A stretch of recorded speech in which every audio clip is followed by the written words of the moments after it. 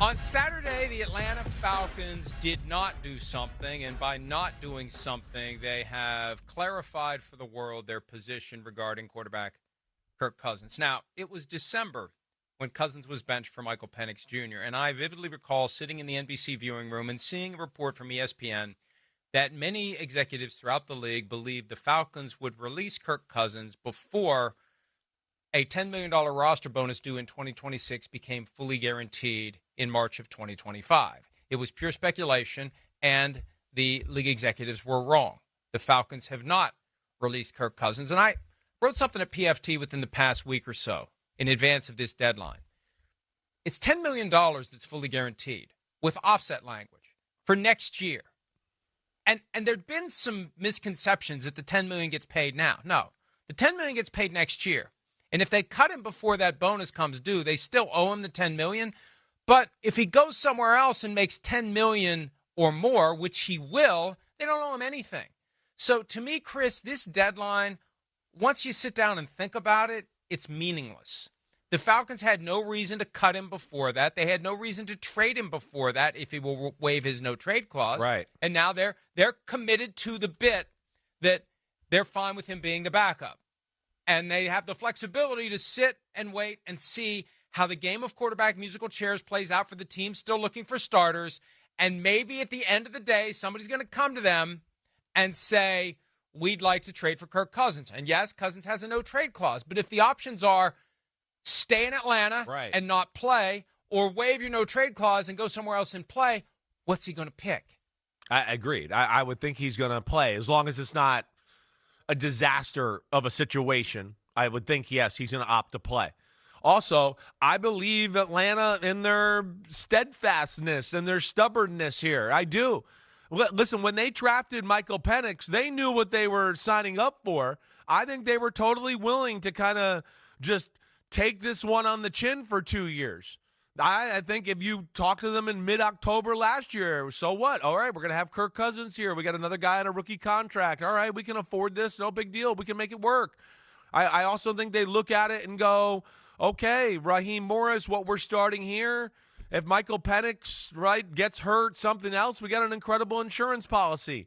Or they're just, like you said, just sit here and be patient because we're okay. We already knew he might be here. We were kind of planning on that anyways. So we'll just be patient and hang out. Let's see if somebody gets real desperate and really needs them, which might happen here with the current landscape. We might get two teams that are completely desperate and all of a sudden call Atlanta and give them a trade package they actually want. And that team might be appealing to Kirk Cousins. So I'll be interested to see what happens. But, yeah, I don't really feel that Atlanta is going to be in some we got to get him out of here. We got to get him out of here. We'll give him away for anything. I don't think that'll be the situation at all when all's said and done here. Well, because they've already paid him $62.5 million. Right. And it's $27.5 million for this year. When you look at the landscape of the NFL, $27.5 million for Kirk Cousins this year. Yeah. You forget about the $62.5. You've already paid. It's already it's done. Not coming back. Exactly. So you get the cheap year now. And Michael Penix is in year 2 of his rookie contract. Combined, they're under $30 million. That's not a dramatic investment in the quarterback position. Hell, it wasn't that long ago that they took a $35 million dead cap charge just to get Matt Ryan off the books. Yeah, right. So this is no big deal for them. Yeah, exactly. And if Michael Penix pops an Achilles tendon week 1, they need Kirk Cousins. Exactly. And I hate to say that because I'm going to be accused of a jinx if it happens, but we've seen it happen. 2023, there was a rash of injuries to starting quarterbacks, including Cousins, whose Achilles popped. Right. So what are you going to do with a backup?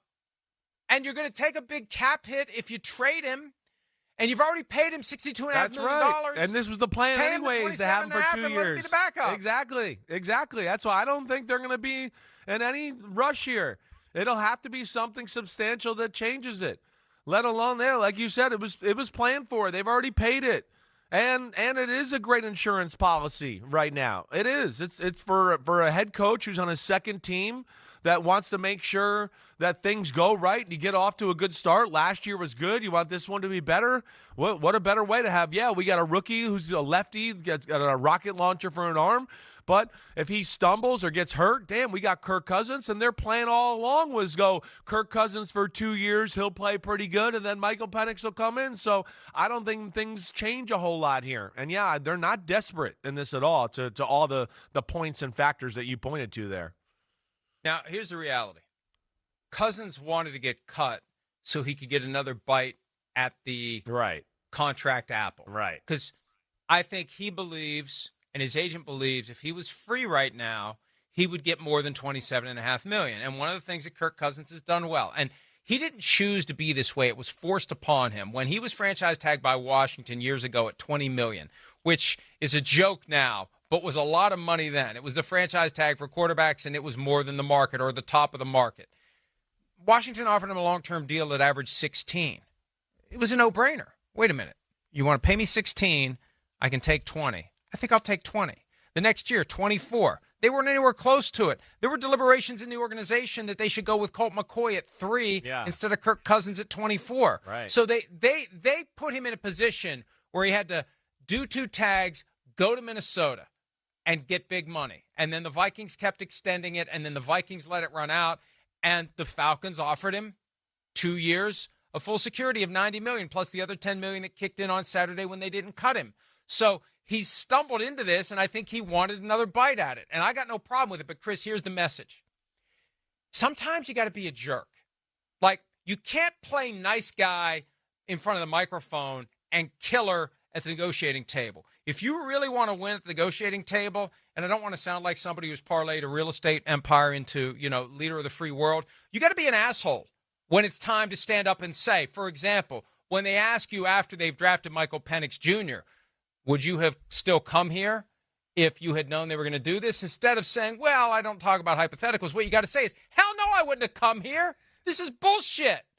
They signed me to be their quarterback. And they're going to go out and they're going to draft this kid and they're going to bring him in and they're going to send mixed messages to everyone. Do you people know who the quarterback's going to be? Because I sure as hell don't know. You got to go out there and pressure them to the point where by the time they get to the end of the 2024 season, they can't wait to get rid of you if the goal is to get back to the table and get another $27.5 million plus from somebody else and be a starter somewhere else. So nice guys get screwed in this world, folks, and you can't be a killer when it's time to go get paid and be a nice guy the rest of the time if you want to position yourself for maximum compensation. Not that I follow that, I'm just commenting on it. The bottom line is he was too nice throughout the process. He's been too compliant. They think he'll gladly be number 2. And meeting with the owner isn't enough to make it happen. And he doesn't have to go full-blown Terrell Owens and do shirtless sit-ups in the driveway and have his agent do a next question press conference on the front lawn. Kirk O'Chains.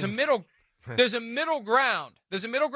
I think Kirk O'Chains has to make an appearance here if he's going to agitate for them to let him go or trade him sooner than later. I hear that. He definitely was very professional and team-friendly in his approach with a very tough situation. There's no question about that. He can make life very uncomfortable, and to make it uncomfortable, he's going to have to go public. He's going to have to be that guy. That's what he's going to be. But again, I've never seen him really do that. I don't know if that's in him. Is it be that way? The other aspect is his age, where he's at. We know he's close to home with where his wife grew up and all that. Those factors are also involved here, whether you like it or not. So I just wonder where his whole brain is at with this situation and how aggressively he's willing to leave town just for any situation. That's what I'm interested by.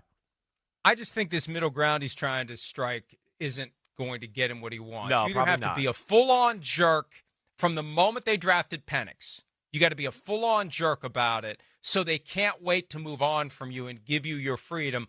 Or you have to say, that's what you're going to do? Fine with me. It's fine by me. You want to pay me $27.5 million to sit on the bench? It's fine by me. But this thing where he met with the owner and surely he asked to be released, I wouldn't be surprised if he said to Arthur Blank, if you release me, I'll waive my guarantee for this year. Because if he would have gotten more than $27.5 million, they're not going to owe him anything anyway.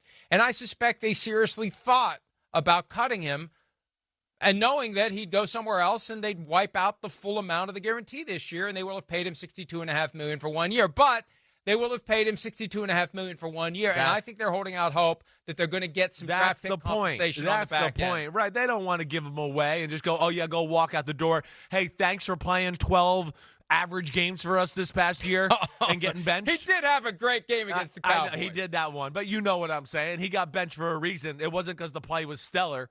So, yeah, they don't want to just let that go out the door for nothing. Yes, they want some assets in return. I think you're spot on there. Hi, it's Mike Florio. Thanks for watching PFT on YouTube. Hit subscribe for the latest news and analysis from Pro Football Talk.